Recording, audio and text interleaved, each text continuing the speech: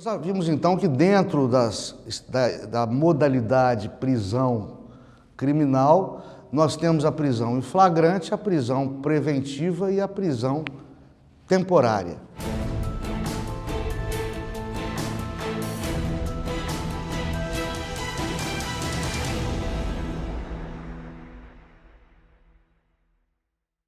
Então nós temos a primeira espécie de prisão, que é a prisão em flagrante delito, que o sujeito não precisa ser bacharel em direito, não precisa ser advogado, não precisa ser operador do direito para conhecer ou, o que é mais comum, achar que conhece.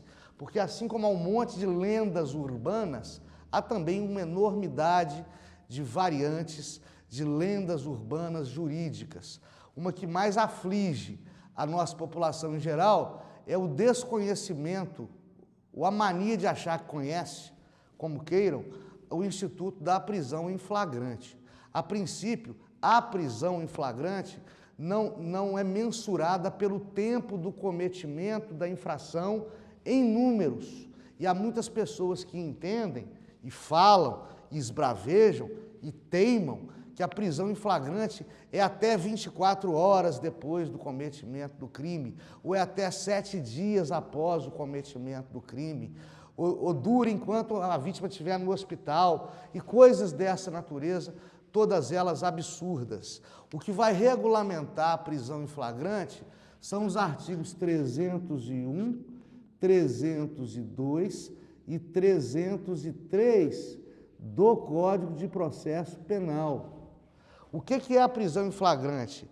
É o crime, para citar uma expressão muito querida da doutrina, que entrou para a história do direito. O flagrante é o crime em chamas.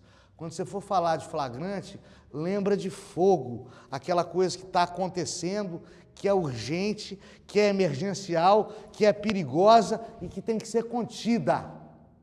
Essa que é a ideia por trás da expressão crime em chamas, que é o que caracteriza a prisão em flagrante. E por que é uma situação emergencial? Porque o dizem os artigos 301 a 303 do Código de Processo Penal que as situações de flagrante delito podem ser remediadas, podem ser resolvidas e se caracterizam por. E aí o legislador processual penal vai explicar em que se caracteriza a situação de flagrante delito, ou seja, em que situações que a lei faz presumir que o cidadão está cometendo o delito e por isso merece ser detido naquele momento e ser conduzido até a autoridade policial naquele momento e, quiçá, fazer com que seja ratificado o flagrante e que se mantenha detido o cidadão naquele específico momento. E quais são essas condições previstas, preconizadas, explicadas no Código de Processo Penal? Na verdade, não há motivo algum para confusão quanto a isso, porque o Código de Processo Penal ele é de uma simplicidade atroz no que se refere à prisão em flagrante. O Código vai dizer o seguinte, nos artigos 301, 302 e 303, sua redação claríssima. Considera-se em flagrante delito o sujeito quando esteja cometendo o delito, tenha acabado de fazê-lo, esteja em fuga, perseguido logo após o cometimento do crime, ou seja surpreendido logo em seguida em condições que façam presumir que perpetrou o crime. É muito simples.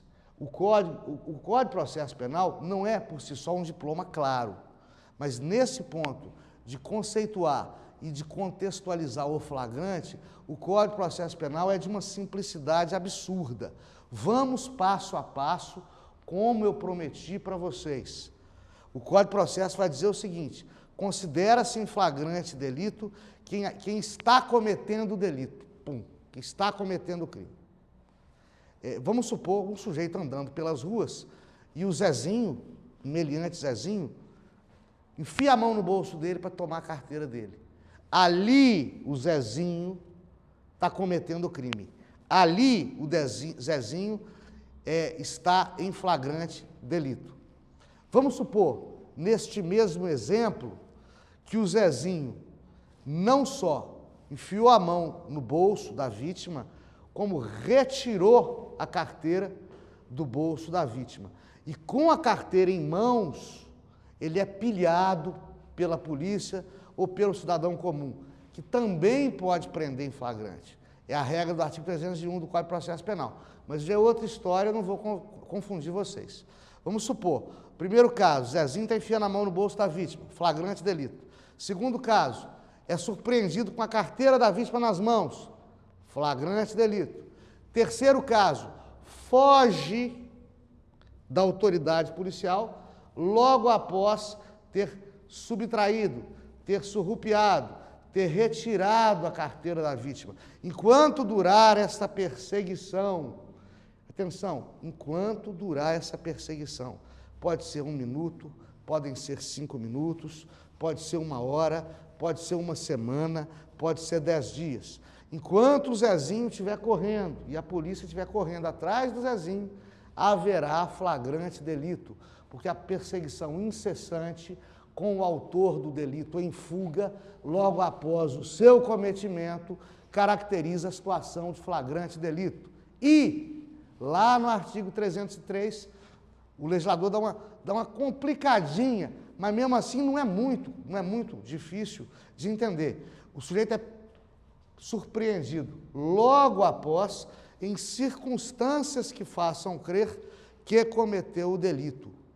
É a mesma coisa que, no exemplo do Zezinho, batedor de carteira, a polícia o surpreende na sua casa, ou no bar, ou na padaria, ou na barbearia, ou no consultório médico, de posse da carteira, em circunstâncias, ou vendendo o bem subtraído para um receptador, em circunstâncias que façam presumir que ele cometeu o delito.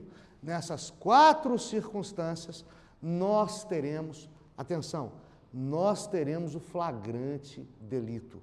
A prisão em flagrante delito será cabível. Nós estamos falando do cidadão que é preso cometendo o delito, logo após cometê-lo, fugindo da prática do delito, da persecução da polícia, ou surpreendido logo após o cometimento, em circunstâncias que façam prever que ele cometeu o crime. Este é o flagrante delito. O sujeito preso em flagrante delito vai ser conduzido para a autoridade policial, que ou vai ratificar o flagrante ou não vai ratificar o flagrante. Atenção, jovem advogado, se eu ratificar o flagrante, eu se for delegado de polícia, se eu ratificar o flagrante, eu vou arbitrar fiança ou não vou arbitrar fiança.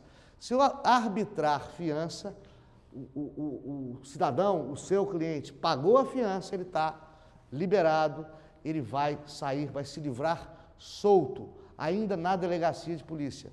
Se eu não ratificar o flagrante, ele vai também se livrar solto. Quando é que o delegado pode arbitrar a fiança? Em crimes dolosos ou culposos, com penas que não excedam o montante final abstrato máximo de 4 anos de pena privativa de liberdade.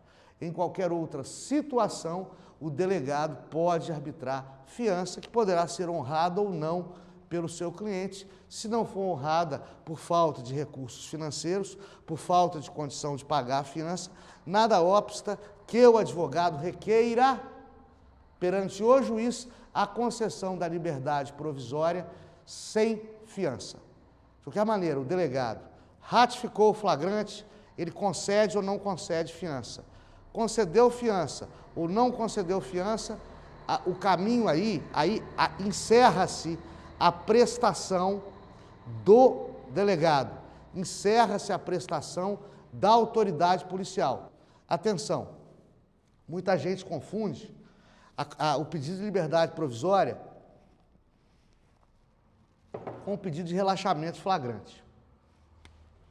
Há uma diferença brutal entre a liberdade provisória e o relaxamento do flagrante. Ambos são cabíveis no caso de prisão em flagrante. Ambas são medidas que serão requeridas ao juiz de direito, ao juiz criminal, prevento para julgamento da causa. No caso do relaxamento dos flagrantes, a autoridade policial que ratificar o flagrante vai lavrar uma coisa que a gente chama de APFD, auto de prisão em flagrante delito.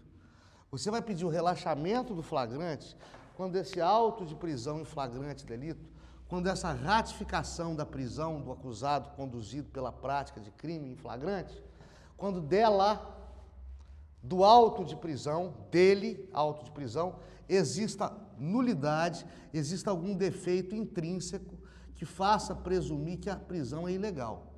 Por exemplo, que o auto de prisão em flagrante delito e a própria autuação, a nota de culpa da autoridade policial, não se refiram à prática de um crime em concreto.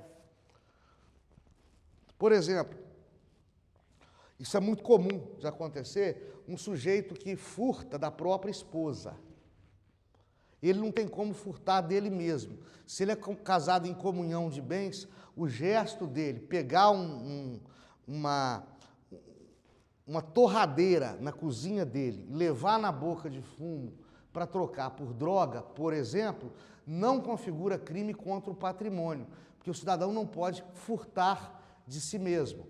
Então, se o cidadão, nessas circunstâncias, é preso em flagrante delito, e isso é narrado no APFD, nós estamos diante de um relaxamento flagrante, porque não foi narrado um crime em concreto.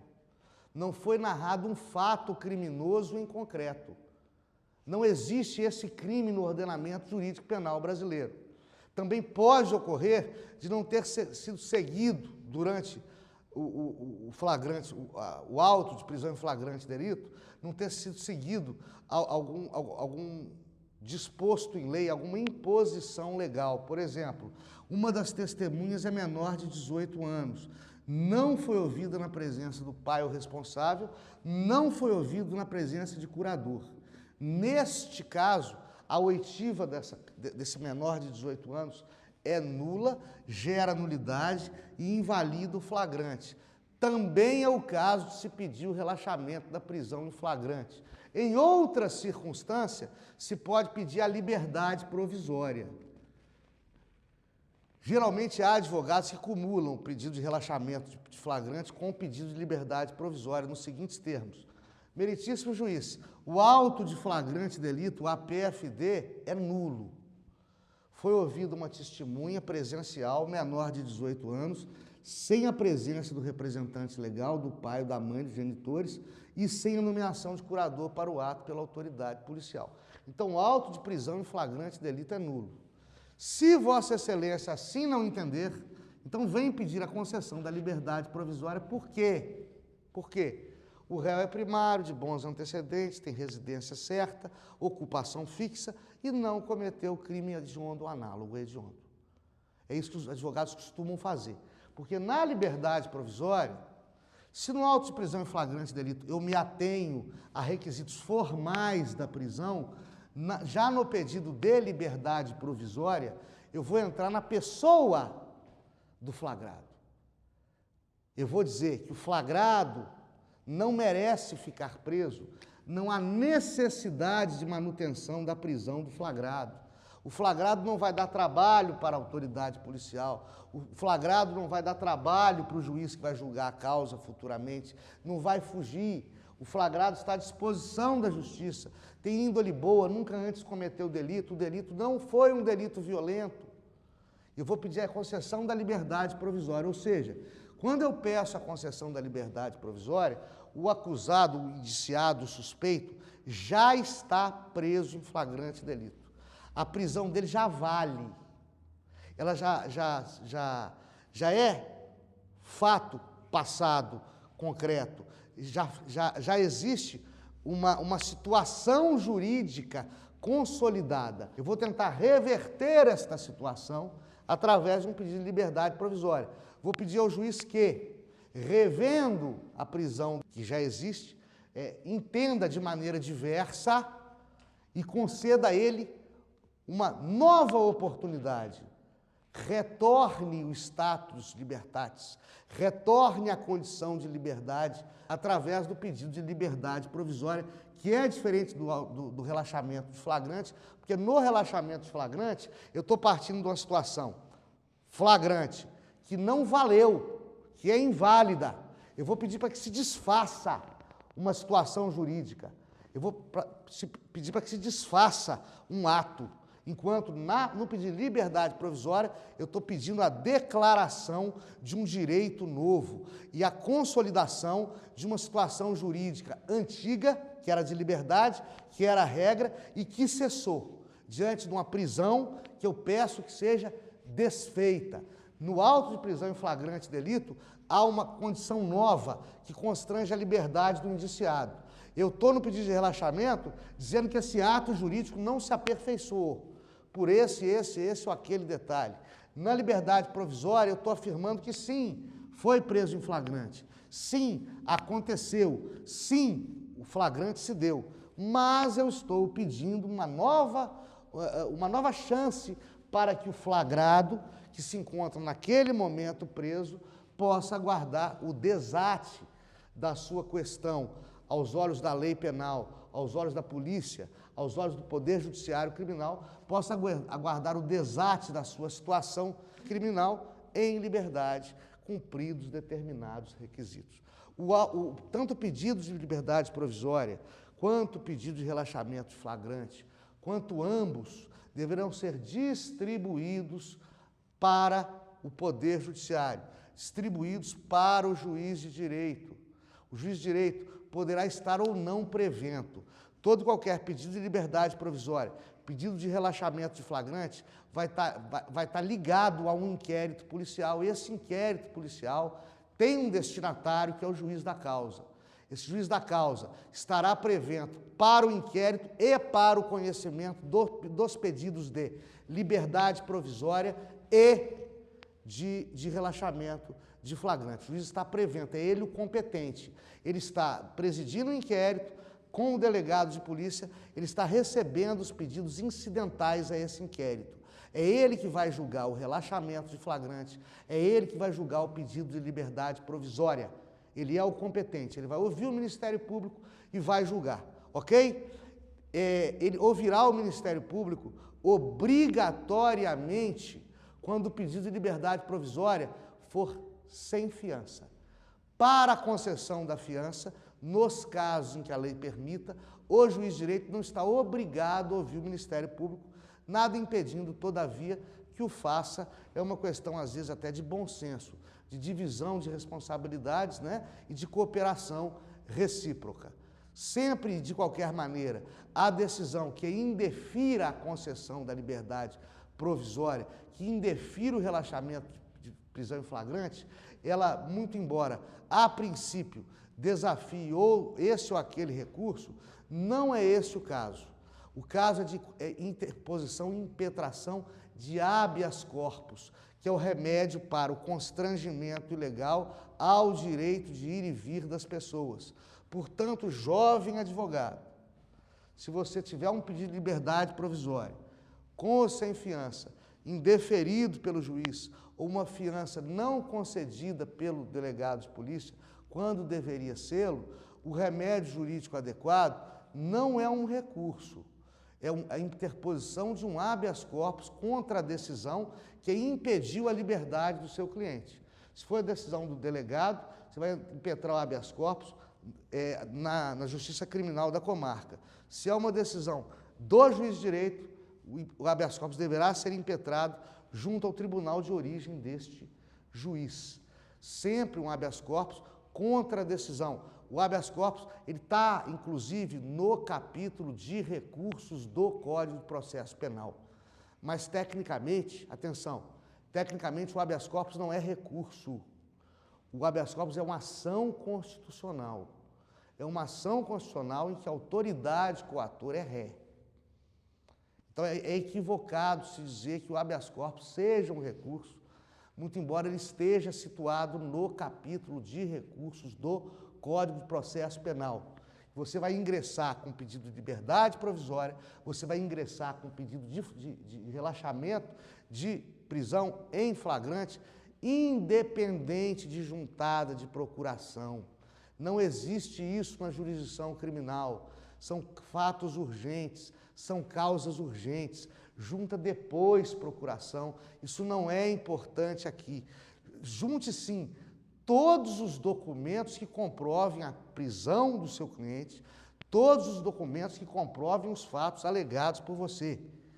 Então, se o sujeito está preso em flagrante delito, junta o auto de prisão em flagrante delito, ainda que por cópia.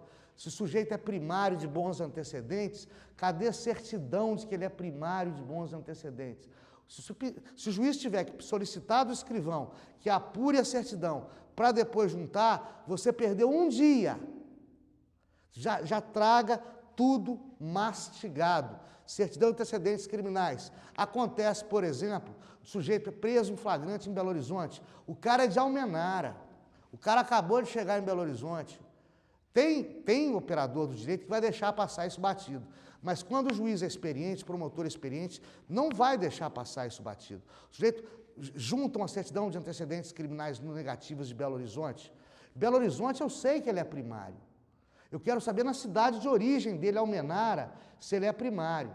Então não basta a certidão de antecedentes criminais do local em que ele está, do local em que ele supostamente cometeu o delito. É necessário, é bom que se junte certidão de onde ele veio, de onde ele passou a vida, de onde ele terá ou não antecedentes, porque ali vivenciou inúmeras experiências que demonstraram ao longo do tempo sua boa ou sua má índole.